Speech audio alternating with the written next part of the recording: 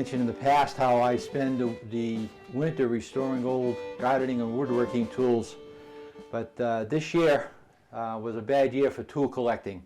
So I had to branch out into other areas, and I did some favors for friends, like I rebuilt a 1924 Model T Ford truck wheel, and that was interesting. I never knew that the changing of a wheel on a Model T automobile, the spokes and the rim stayed on the car, and a separate rim and the tire and inner tube were the spares, and that was put over the spokes and the rim.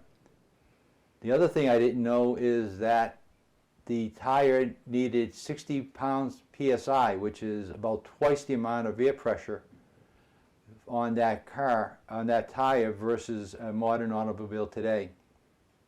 Bit of trivia, you never know when you're going to do a Trivial Pursuit, but did that one.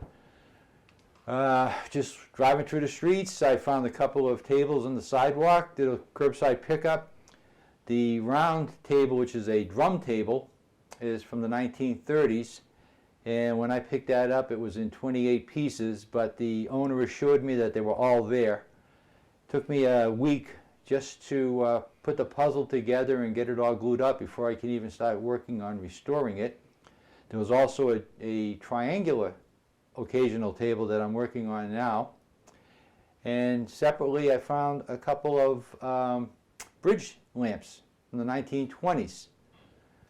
This one is very interesting. This is called a New England Cape Cod style wrought iron adjustable bridge lamp.